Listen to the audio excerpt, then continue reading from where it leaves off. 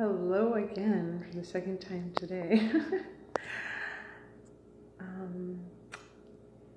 I kind of felt obligated to make a video to talk to people on my page, my friends and my family,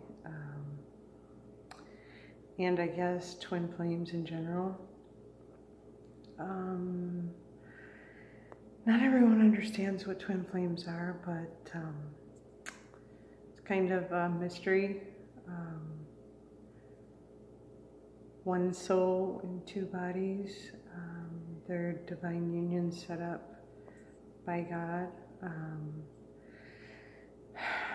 for the souls to join in perfect harmony to make a big difference on the planet. They usually have really big missions, and they usually are people that have experienced a significant amount of trauma, more than the average person. That's part of the video. First, I would like to apologize. I am a representative of Christ, and I've been very imperfect, and I've done a lot of things really wrong. I've said some things that I'm not proud of, and I just want to apologize to my friends and the people I love, but also to Jesus, because that's not a good witness. The reason I did that was out of complete and total rage and having a broken heart.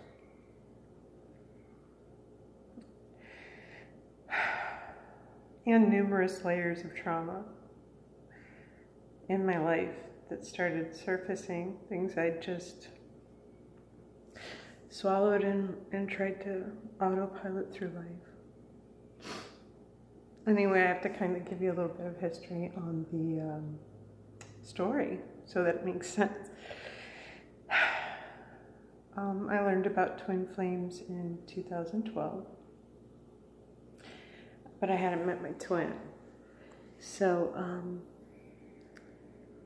in 2016, I was in a relationship, and a 3-year relationship. What ended up happening is my daughter and I, one day we went to the store for groceries. So we're shopping along, and at the end of our shopping trip, I said, oh, I've got to run back and get some eggs, because I like to get the cruelty-free, cage-free, eggs if I could. So I ran back to that section and kind of bent down to grab the eggs, and there was this gentleman who bent down at the same time to get his eggs. We made eye contact. We smiled, and it's like kind of this make you catch your breath type moment, but I composed myself and walked away, and my daughter said, wow, that was like lightning between you two. And I'm like, I know, what the heck? But I shrugged my shoulders and said, hey, I'm with someone, I'm in a relationship, so that's it. And went about the day. Anyway, later that evening, I was on Facebook, and I was looking at this chiropractor's page from New York, and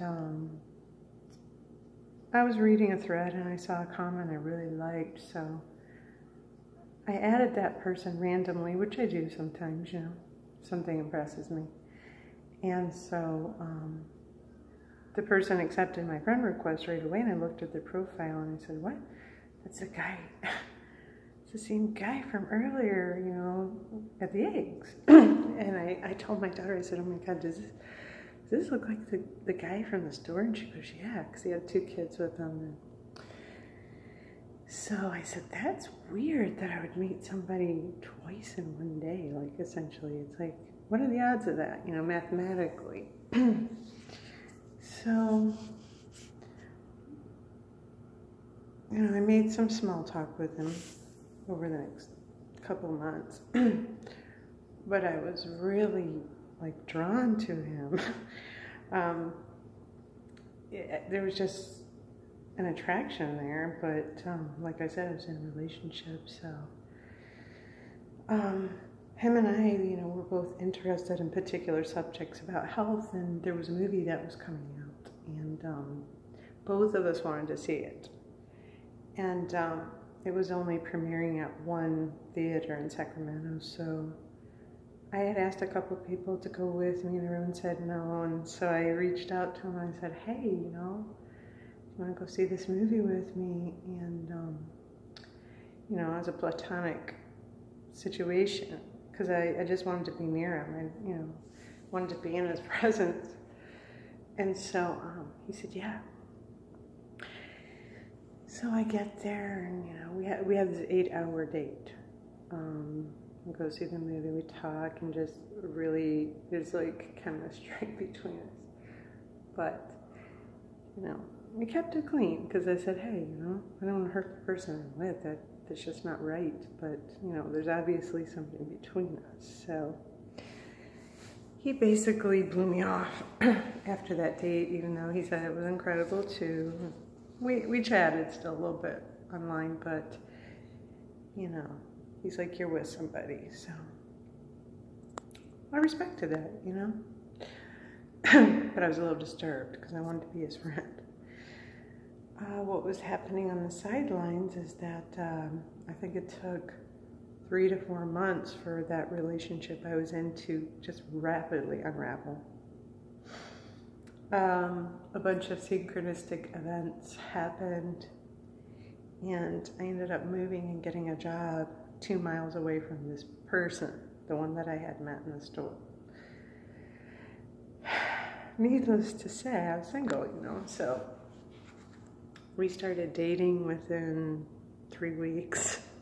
I know you're supposed to have a cooling off or healing period between relationships, but there was too much chemistry, so we started dating, and there was something magical or miraculous between us. We both knew it. It was like we knew each other forever, We just talked for hours. When we were in each other's presence, it just lit up the room. And other people would notice, wow, there's something dynamic about you two. And we had so much in common that it was like, are you me? Am I you? It was soul shaking. It was soul shaking. And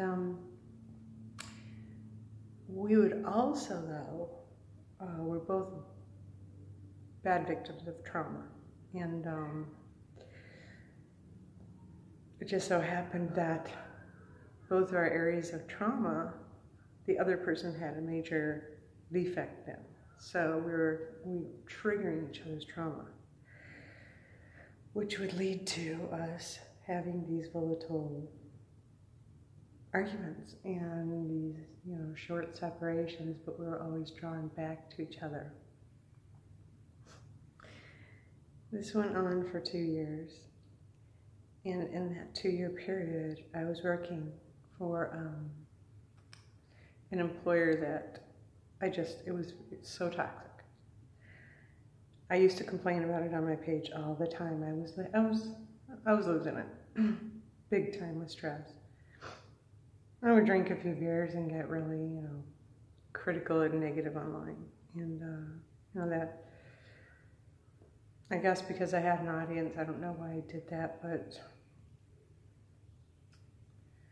what ended up happening was, as much as we loved each other, there were obstacles between us in our personal development and our character issues that, we had to clean up. So I was having basically a nervous breakdown from being under such stress with the employer, and something happened between him and I, a weird circumstance arose, and I said, this is my cue to leave. I was at the end of my rope, so I left. I just moved to Southern California. I texted him and said, we were in a fight. He blocked me, but I said, I can't do this anymore. I'm losing it, and all my trauma was surfacing. I did not know what to do. how to cope.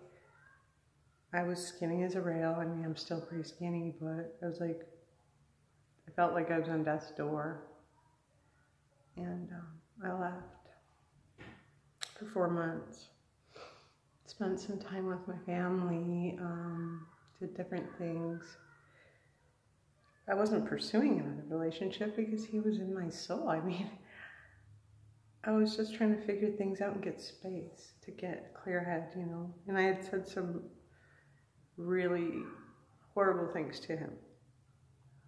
I think I did it to buy myself time and space, to make him so angry that I would have the space to start working on my own recovery, you know, because I was at the end of my rope psychologically and spiritually. And so like 4 months passed and I came back. He had me blocked, so I couldn't even tell him I was back in town. I got a job, you know, and I'm like, I love this man, you know, I love him. I want to do whatever it takes to work it out. So I showed up at his house, and I had a few of his things that were in my storage, and I said, hi. And he was shocked, you know, and he said, hey, sorry to tell you, but my fiance's here, and this is her, and this is her name, etc. And I was really calm for some reason, but when I looked at the person, I said, this is the Twilight Zone. This is not happening. This is not possible. Because I recognized the person from Facebook. And I was like, this isn't real. And yeah, I said no. So anyway, he said, yeah, this is happening, and, you know, we're moving out of state together, and we're getting married. And I was like, what about us? And he's like, you left me. You know, you called me this and that, and he was right, I did. But again, I thought he was doing the spiritual work. That was my fantasy, you know, because I was. I wasn't perfect by any means, but I was working on myself. So anyway, I left there kind of blown away. And I really was irresponsible with Facebook. I was pissed. I was hurt too, you know.